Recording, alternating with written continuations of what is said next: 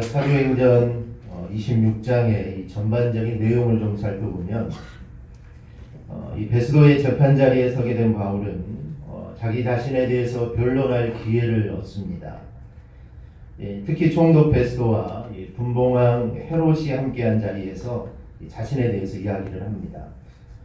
바울은 자신이 지금 이 재판정에 서게 된 이야기를 설명하다가 갑자기 자신의 삶이 예수님을 만난 것으로 인하여 변화된 것을 이야기합니다.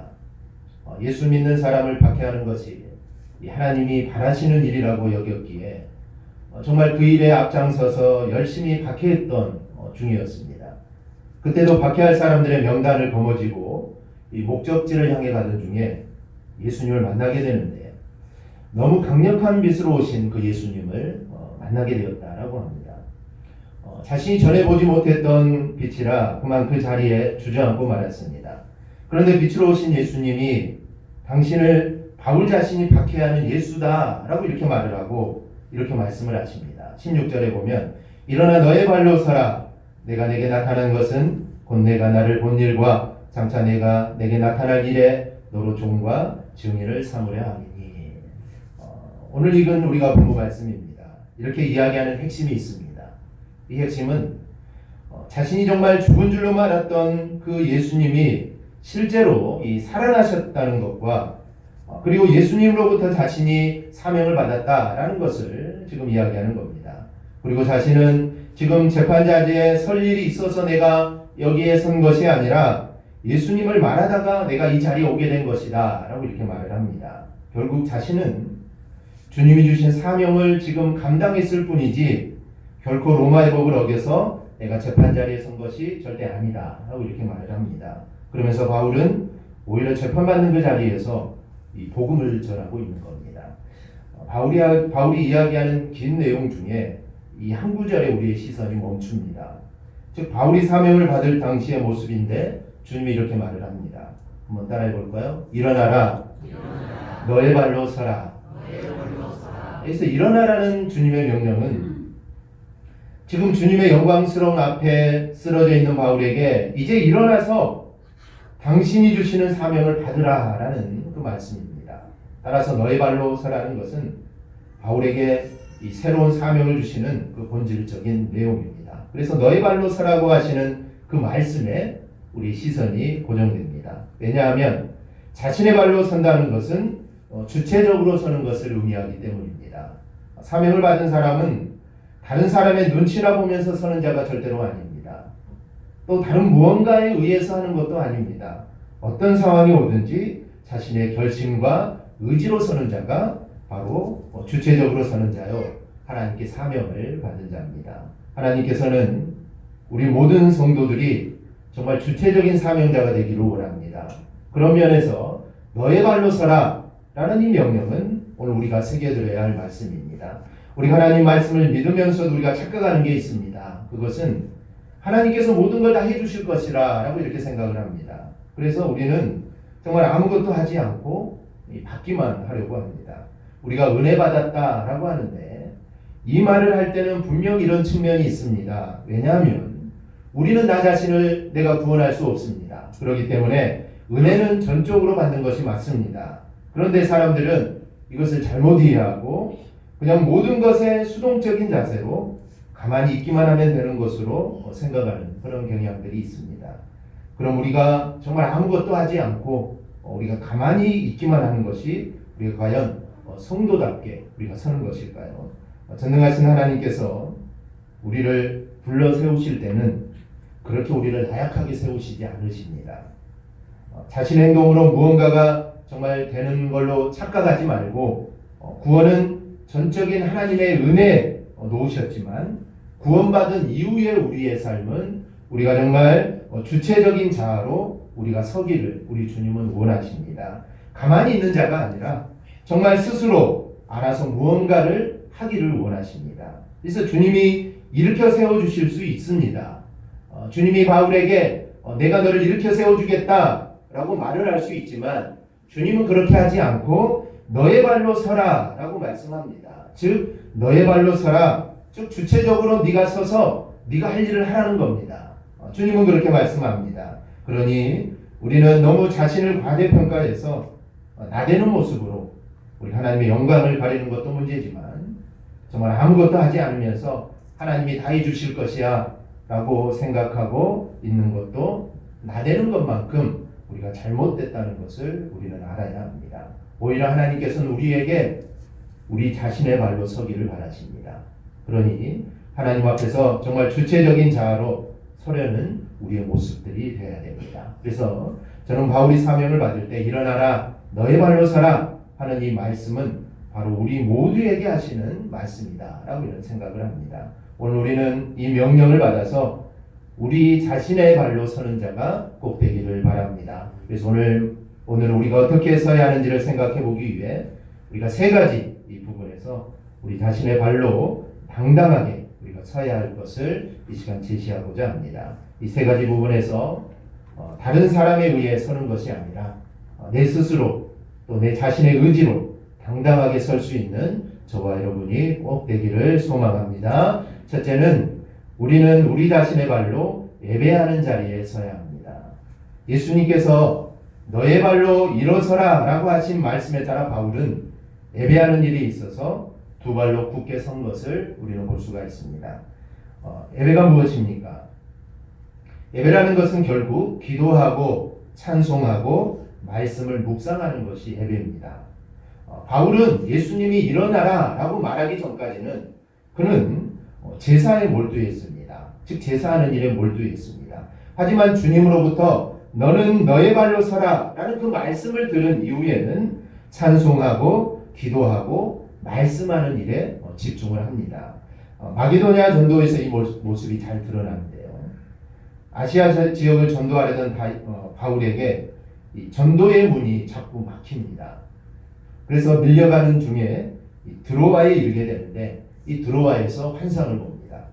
그 환상에서 마게도냐 사람이 바울에게 손짓을 하면서 건너와서 우리를 좀 도와달라라고 꿈의 환상 중에 이렇게 손짓을 합니다. 그래서 바울은 하나님께서 자신의 발길을 마게도냐로 향하기를 원하시는구나 라는 마음을 먹고 마게도냐의 첫 성인 빌립보로 가게 됩니다. 그러면 바울이 빌립보에 가서 제일 먼저 한 일이 무엇일까요? 바울의 빌립보에 발을 딛자마자 사도 바울이 한 일이 있습니다. 사도행전 16장 13절을 보면 안식일에 우리가 기도할 곳이 있을까요? 문밖 강가에 나가 거기 앉아서 모인 여자들에게 말하는데 즉 때마침 안식일을 맞아 기도할 곳이 있을까 하여 강가로 간 것이 그가 제일 처음으로 한 행동입니다. 이 박해와 식민 이주 등으로 예루살렘부터 각지로 흩어지게 된 이 디아스포라 유대인들은 가는 곳마다 회당을 설립하여 예배를 드립니다. 즉 유대인들은 남자 10명이 모이면 회당을 짓습니다. 그리고 회당에 모여서 하나님께 예배를 합니다. 회당이 없으면 어떻게 할까요? 그들은 강가에 모여서 기도를 합니다. 빌립보 성에서 기도할 곳이 있을까 찾던 바울이 강가로 간 것은 예배 초소를 지금 찾아간 것을 의미합니다. 바울이 제일 먼저 한 것은 이렇게 기도, 곧 예배하는 일이었고 그것이 이루어지는 자리를 지금 찾아간 것입니다. 그는 예배하는 자리에 다른 사람에 의해서 선 것이 아닙니다. 즉 자신의 발로 섰고 자신의 발로 예배하는 자리를 찾아간 것입니다. 또 빌립보에서 기도하러 가다가 즉 예배하러 가다가 귀신 들린 사람이 하도 바울을 괴롭히니까 그 귀신을 내쫓아 주었습니다. 그래서 어떻게 됩니까? 감옥에 갇히게 되죠. 기도하러 가다가 즉 예배하러 가다가 감옥에 갇히게 됩니다. 우리는 감옥에 갇히면 정말 아무것도 할 수 없다라고 생각을 합니다. 그런 상황에 놓이면 정말 아무것도 하지 않을 겁니다. 그러면서 아무것도 할 수 없다라고 우리는 단언할 겁니다. 하기 싫어서가 아니라 할 수 없어서 못했다고 할 겁니다. 이거는 맞는 말입니다. 감옥에 안에서 뭐 할 게 있겠습니까? 할 것이 없습니다. 그런데 바울은 어땠을까요? 사도행전 16장 25절을 보면 한밤중에 바울과 실라가 기도하고 하나님을 찬송하며 제수들이 듣더라. 아멘. 아멘. 그의 동역자인 실라와 함께 갇혔는데 그 두 사람은 감옥에 갇혀서 무엇을 합니까? 찬송과 기도를 합니다. 예배하러 가다가 감옥에 갇혔습니다. 기도하러 가다가 감옥에 갇혔습니다. 그런데 이들은 예배가 끝난 것이 아니라 감옥 안에서 예배를 합니다. 이렇게 바울은 예배하는 자리에 정말 주체적으로 자발적으로 섰습니다. 이렇듯 바울은 그의 사역 내내 기도하고 찬송하고 말씀 묵상하는 일에 대해서 정말 한치의 소홀함도 그는 가지지 않았습니다.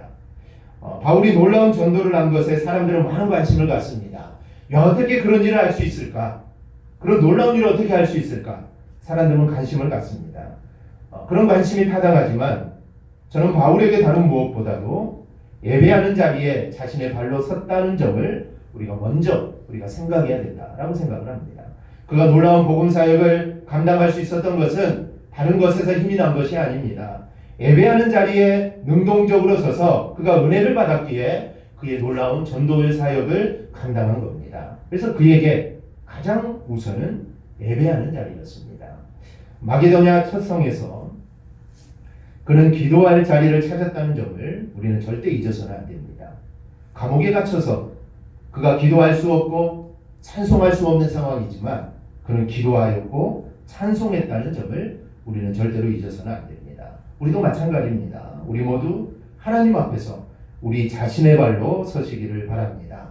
다른 그 무엇보다도 우리는 우선적으로 예배하는 자리에 서야 합니다. 기도하고 찬송하고 묵상하는 자리에 서는 것을 성공하면 우리는 다른 모든 것에 우리는 성공할 수가 있습니다. 우리 교회는 주일날 정말 바쁩니다. 이 작은 교회일수록 바쁘죠. 일꾼들이 많지 않기 때문입니다. 저도 부교육자 생활을 할 때 주일날은 정말 바빴습니다.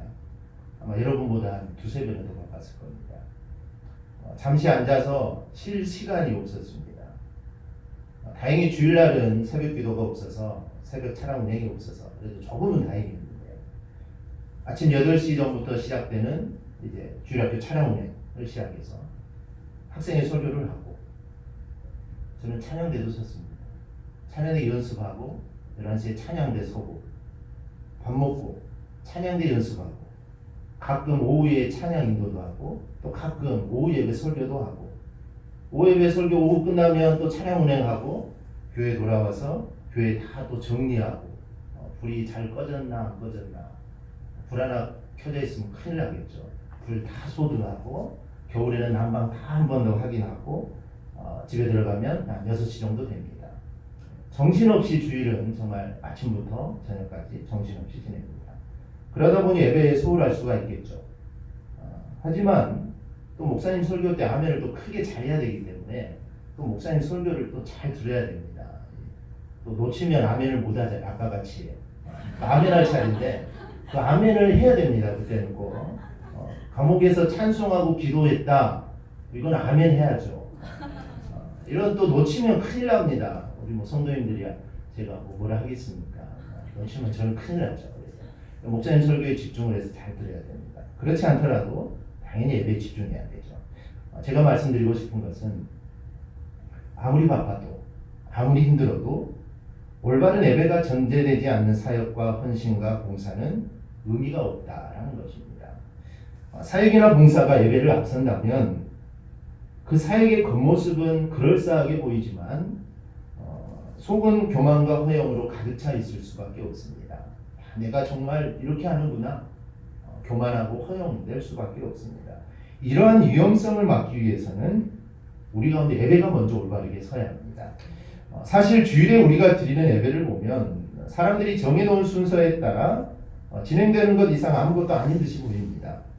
정해진 시간에 모여서 묵도하고 신앙 고백하고 성경 봉독에 이어 찬양대가 찬양을 드립니다. 그리고 몇 년째 목사님의 비슷한 설교가 시작되죠. 비슷합니다. 이번 주, 다음 주, 올해, 내년 비슷할 수밖에 없죠. 비슷한 설교가 계속됩니다. 어쩌면 인간적으로 볼 때 따분하기 짝이 없는 게 바로 예배입니다. 그래서 교회를 다니지 않는 사람들은 그 시간에 오히려 다른 일을 하는 것이 더 효과적이다 라고 말하기도 합니다. 이같이 인간적인 눈으로 본다면 예배처럼 비효율적이고 비생산적인 것이 없을 겁니다. 그러다 보니 어떤 사람들은 어떻게든 예배를 드리기만 하면 된다. 예배는 드리기만 하면 된다라고 생각을 합니다. 그래서 일하면서 라디오를 통해 예배를 드리기도 하고, 혹은 골프를 치러 가는 중에 차에서 라디오 예배 실황을 들은 것으로 나는 예배를 드렸다라고 이렇게 생각하기도 합니다. 그런데 예배는 하나님에 대한 순종의 표현입니다. 하나님에 대한 순종의 한 표현이 예배를 통해 나타나는 겁니다. 순종은 그리 거창하고 어려운 것이 아닙니다. 하나님이 우리에게 정말 높은 건물에 올라가서 네 건물 위에서 뛰어내려라, 하나님은 우리에게 이런 걸 요구하시지 않습니다. 그런 것 하나님은 요구하시지 않습니다. 하나님은 우리가 정말 일상생활 중에 정해진 시간에 모여서 목사님이 주시는 준비한 말씀을 듣고 깨달아, 또 그것을 통해서 다시 한번 하나님의 말씀을 상기하고 우리가 감사드리기를 하나님은 원하십니다. 그러므로 우리는 이 예배에 정말 우리가 목숨을 걸어야 됩니다. 이 예배는 정말 강조하고 강조해도 지나치지 않는 것이 바로 이 예배입니다. 어느 교회 목사님이 대신방 중의 일이었습니다. 이 신방받을 차례가 된 이 가정에서 목사님 사모님한테 전화를 해서 목사님이 좋아하시는 음식에 대해서 물어봤습니다. 그런데 사모님으로부터 적당한 대답을 받지 못한 이 집사님은 어쩔 수 없이 그냥 자신의 생각대로 맛난 음식을 차려서 신방에 오신 목사님께 대접을 했습니다. 목사님은 흡족하게 음식을 드셨는데 이상하게도 목사님을 가는 곳마다 목사님께서 좋아하는 음식이 계속 나오는 겁니다. 여기 다음 집도 목사님이 좋아하는 음식이 나오고, 또 그 다음 집을 가도 또 목사님이 좋아하는 음식이 나옵니다. 목사님이 좋아하는 음식을 어떻게 알아냈느냐라는 질문에 집사님이 이전에 신방했던 집에 전화를 걸어서 이 목사님의 젓가락이 어디로 많이 갔는가를 물어보고 가장 많이 향한 음식을 한 것뿐이다 라고 이렇게 대답을 했습니다. 사람마다 성공의 비결이 다 다르기 마련입니다. 어떤 사람은 많이 배워야 성공한다 라고 생각을 하고, 어떤 사람은 정말 쉬지 않고 뛰어다니면 성공할 수 있다. 또 어떤 사람은 인간관계가 성공의 비결이다 이렇게 말하기도 합니다. 물론 이런 것들은 세상에서 통용되는 비결이고 사실 어느 정도 영향이 있습니다. 그러나 이거보다 더 중요한 것이 있는데 그게 무엇일까요? 하나님의 젓가락이 어디로 가는가를 잘 살펴야 됩니다. 즉 하나님이 무엇을 좋아하시는지, 하나님이 무엇을 기뻐하는지 이것을 아는 겁니다. 그럼 하나님이 가장 기뻐하는 것이 무엇일까요? 이 말 하나 말하죠. 많이 있지만 그 중에 하나님이 가장 기뻐하시고 하나님이 원하시는 것은 예배를 드리는 겁니다. 즉 하나님은 예배를 기뻐하시고 정말 영과 진리로 예배하는 자를 지금도 찾으십니다. 그렇기 때문에 우리는 예배에 우리의 모든 것들을 다 걸어야 합니다. 그런데 부득이하게 이 주일에 교회에 나오지 못할 수도 있습니다. 중요한 것은 우리가 예배 자리에서는 자신을 놓쳐서는 안 됩니다. 즉 내가 어디에 있든지 내가 예배하는 자구나 라는 것을 절대로 놓쳐서는 안 됩니다. 바울과 실라는 감옥에서 찬양하고 기도했습니다. 여러분이 부득이 교회에 오지 못했더라도 여러분들은 찬양하고 기도할 수 있습니다. 또 묵상할 수 있습니다. 왜냐하면 하나님은 어디에나 계시기 때문입니다. 그러니 부득이 교회에 가지 못했다면 갈 수 있는 다른 교회에 가서 당연히 예배를 드려야 되고, 그러지 못할 경우, 부득이하게 그렇게도 못할 경우는 혼자 기도하고 찬양하고 묵상할 수 있습니다. 겉으로 소리를 내지 않아도 됩니다. 속으로 해도 됩니다. 하나님 앞에서 기도하고 찬양하고 묵상하는 것은 본질적으로 형식에 매이는 것이 절대로 아닙니다. 정말 중요한 것은 우리가 어떤 방식으로든 우리는 주체적으로 예배하는 자리에 서는 자가 되어야 된다는 것입니다. 이런 모습을 하나님이 정말 기뻐하십니다.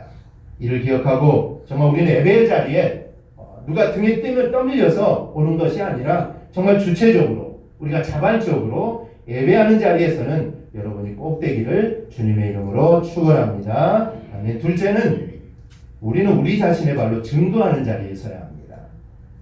너의 발로 서라 라고 하신 주님께서 이어 말씀합니다. 오늘 16절을 보면 내게 나타난 것은 곧 내가 나를 본 일과 장차 내가 내게 나타날 일에 너로 종과 증인을 삼으려 함이니. 주님께서 바울에게 나타나셔서 너의 발로 서라 라고 하셨는데 그 서라고 하신 이유가 있습니다. 그것은 바울을 당신의 종과 증인으로 삼으시기 위해 너의 발로 서라 라고 말을 합니다. 바울이 받은 사명은 다른 게 아닙니다. 이 복음 전파, 이게 바울이 받은 사명입니다. 이 사명을 받은 바울은 어떻게 했습니까? 사명을 받자마자 그는 곧바로 복음을 전하는 자가 됩니다. 그래서 사람들이 놀랐습니다. 왜냐하면 이 사울이라는 사람은 대제사장에게 기독교인이라는 자들의 명단을 받아서 박해하는 자였습니다. 그런 그가 어느 날 갑자기 예수님을 전하니 놀라지 않을 수 없었습니다. 그래서 심지어 사도들도 바울에 대해서 의심을 할 수밖에 없습니다. 이 사람이 혹시 이렇게 잠입해서 또 예수 믿는 사람들을 잡아가지 않을까? 많은 사람들이 의심을 하고 또 사도들도 마찬가지로 의심을 합니다. 이토록 그는 자신의 발로 서서는 다른 걸 한 것이 아닙니다. 자신을 충분히 변명할 수도 있겠죠. 한 달 정도? 아마 한 1년 정도는 자신을 아마 변명을 해야 될 겁니다. 나는 이런 사람 아니다. 그런데 사도 바울은 그런 거 하지 않습니다. 사명을 받자마자 주님 명령하신 대로 종과 증인의 삶을 살아가기 시작합니다. 그리고 사명을 잘 감당하죠. 오늘 본문의 맥락이 되는 이 베드스도와 아그리빠 앞에서 자신에 대한 변호 역시 마찬가지입니다. 바울은 자신을 변명하지 않습니다. 당연히 변명을 해야겠죠. 얘 빨리 풀려나려면 자신은 변명을 해야 됩니다. 그런데 변명하지 않습니다. 자신은 예수님의 십자가와 죽음과 부활을 이야기하다가 내가 이 자리에 왔다 이렇게 이야기합니다. 그리고 자신도 원래는 믿지 못했는데 부활하신 예수님께서 직접 자기에게 나타나셔서 나는 믿지 않을 수 없었다 라고 이야기합니다. 바울은 지금 자신을 변호하는 것이 아니라 예수님을 지금 증언하고 있습니다. 즉 부르신 그대로 증인의 자리에 선 겁니다. 바울뿐만이 아닙니다. 예수님께서 당신의 종과 증인으로 부르신 데는 모든 성도가 다 포함이 됩니다. 특별히 그 일에 전적으로 매어서 하라고 사도로 또 선지자로 목회자로 부르시기도 하지만 굳이 사도나 선지자나 목회자가 아니더라도 십자가의 은혜로 구원받은 성도들은 모두 종과 증인으로 부름을 받은 줄을 믿습니다. 그래서 이 복음전도의 사명을 이끌어 지상 대명령이다라고 이렇게 우리가 부릅니다. 바울은 이 부름에 응하여 지금 베스도와 아그리빠 앞에서 아주 당당하게 서 있습니다. 그는 심지어 내가 황제 앞에 나가는 것도 나는 마다하지 않겠다. 나는 황제 앞에까지 가겠다라고 합니다. 결국 황제에게 상수하는 모습으로 이제 황제 앞에 서게 되는데 지금 이 베스도와 아그리빠 앞에 선 것은 바로 황제에게 가는 그 과정에 놓인 겁니다. 바울은 종과 증인의 자리에 정말 주체적으로 서 있습니다. 바로 우리도 그래야 됩니다. 그리고 증인으로 서기 위하여 우리는 이렇게 해야 됩니다. 첫째, 우리는 복음 전할 자리는 우리는 회피하지 말고 우리는 서야 합니다. 우리가 직업적인 전도자로 부름을 받은 게 아닌 이상 우리가 전적으로 우리의 시간과 삶을 들여서 복음 전하는 일을 우리는 사용할 수 없습니다. 현실적으로 그렇습니다. 하지만 하나님께서는 저와 여러분을 복음 전할 종과 또 증인으로 서게 하셨다는 점을 우리는 절대로 잊어서는 안 됩니다. 그래서 복음을 전할 자리가 주어졌을 때 우리는 절대로 물러서서는 안 됩니다. 그 자리가 나 자신의 발로 설 자리라는 인식을 우리가 분명히 하고 복음 전하는 자가 되어야 됩니다. 즉 하나님은 우리에게 그런 자리를 허락하십니다. 또 그럴 기회를 주실 때가 있습니다. 즉 복음을 전할 기회를 주십니다. 우리가 모든 생활 가운데 계속해서 복음을 전할 수는 없지만 정말 어떤 순간에 어떤 사람들을 만나게 하셔서 정말 주의 복음을 전할 수 있는 기회를 주십니다. 그럴 때는 우리는 그 자리를 절대로 회피해서는 안 됩니다. 지금 하나님이 나에게 기회를 주시는 겁니다. 그 기회에 우리는 정말 당당하게 주의 복음을 우리는 전해야 됩니다. 정말 회피해서는 안 된다라는 것입니다. 이것이 바로 우리가 내 발로 우리가 굳건히 서는 것입니다. 또 하나는 현란한 말을 하지 않아도 됩니다. 우리는 말을 많이 해야 또 말을 잘해야 무언가 설득을 해내야만 하는 것이다 라고 생각을 합니다. 그런데 증인은 무엇입니까? 증인이 하는 일은 자신이 본 것과 들은 것을 그대로 이야기하는 것입니다. 우리가 드라마나 법정 드라마를 많이 보면 증인들 많이 서죠. 증인들이 하는 것은 그냥 본 것 들은 것 그대로 말하면 됩니다. 증인으로 나와가지고 판사를 설득하고 아니면 변호사를 설득하고 그럽니까? 아닙니다. 그런 일을 하지 않습니다. 내가 본 것, 들은 것 그냥 그대로 하면 됩니다. 즉 내가 만난 예수님에 대해서 정확하게 이야기만 하면 됩니다. 또 내가 받은 구원에 대해서 정확하게 이야기만 하면 됩니다. 역사는 내가 만들어내는 것이 아니라 바로 성령께서 이루시기 때문입니다. 우리는 단지 나 자신이 이 증인의 자리에 서서 내가 믿는 예수를 정말 분명하게 우리가 이야기하기만 하면 됩니다. 또 하나는 이 정죄할 필요도 없습니다. 우리가 복음을 전한다면서 정죄하는 경우를 종종 봅니다. 왜 안 믿냐? 빨리 믿어라. 너 안 믿으면 지옥 간다. 그럴 필요 없습니다. 바울은 증인의 자리에 서서 절대로 정죄하지 않습니다. 증거하고 촉구하기는 했지만 정죄하지는 않습니다. 왜 바울이 정죄하지 않았을까요? 그 이유는 바울에게 넘치는 것이 있었는데 바울에게 넘치는 것은 은혜입니다. 즉 바울 안에 항상 차 있고 바울에게 항상 넘치는 것이 은혜이기 때문에 그는 은혜를 말할 뿐이지 절대로 사람들을 정죄하는데 그 시간을 보내지 않았습니다. 우리도 정죄하지 않고 그냥 내가 믿는 예수님과 구원에 대해 이야기하면 되는 겁니다. 그러면 하나님께서 분명히 책임져 주실 줄 믿습니다. 우리가 잊지 말아야 될 것은 종과 증인의 자리에 우리 자신의 발로 서게 하셨다라는 것입니다. 하나님이 나를 떠밀려서 세운 것이 아니라 하나님은 스스로 너가 종과 증인의 자리에 서라 라고 우리에게 말씀하셨습니다. 그러므로 저와 여러분은 증거하는 이 증인의 삶을 꼭 살아가기를 바랍니다. 이러한 삶이 우리를 서게 하신 하나님의 뜻임을 믿습니다. 마지막으로 우리는 우리 자신의 발로 소명의 자리에 서야 됩니다. 건물을 열심히 짓는 세 인부가 있었습니다. 지나가는 사람이 묻습니다. 당신들 거기에 뭐하고 계십니까? 첫째 인부가 대답합니다. 보면 모르고 돈 벌고 있수다. 두 번째 인부에게 묻습니다. 보면 모르고 돌 깎고 있수다. 세 번째 인부는 저요? 하나님이 시켜서 하나님의 집을 짓지요 라고 대답을 합니다. 똑같은 일이지만 의미 부여가 다릅니다. 이를 어떻게 바라보느냐에 따라 일의 의미는 달라질 수밖에 없습니다. 사람들은 공부와 일을 생계수단이나 출세수단으로 여길 수 있습니다. 공부나 일을 생계수단으로 여기는 사람들은 공부하는 일이 주는 금전적이고 물질적인 보상의 의미를 찾습니다. 또한 일을 출세수단, 즉 명성과 권력과 인정 등의 의미를 부여하는 사람들은 사회적인 성공에서 그 의미를 찾습니다. 그러나 공부나 일을 소명으로 여기는 사람은 다릅니다. 공부나 일을 소명으로 보는 사람은 그 자체를 하나님이 주신 천직으로 여깁니다. 이들은 공부나 일 자체가 주는 내적인 보상, 즉 사명감, 보람, 충족감, 공헌감 등의 의미를 부여합니다. 즉 소명으로 접근하면 나만을 위한 일이 아닙니다. 즉 소명으로 접근하지 않으면 나를 위한 일이죠. 내가 잘 살고 내가 잘 먹고 내가 행복했지만 소명으로 접근하게 되면 이웃과 하나님으로 인한 시각으로 이게 바뀌게 됩니다. 한 통계에 의하면 직장인 가운데 3분의 1은 일하기가 죽기보다 싫다라고 이렇게 말을 합니다. 그리고 3명 가운데 2은 나는 내 자신에게 어울리지 않는 일을 내가 지금 하고 있다. 이렇게 이야기를 합니다. 이 고든 맥도날드는 그가 쓴 내면 세계와 영 질서와 영적 성장이라는 책에서 현대를 살아가는 모든 사람들은 삶의 형태를 두 가지 유형으로 나누었습니다. 한 유형은 충동에 이끌리는 삶, 또 다른 유형은 소명에 이끌리는 삶입니다.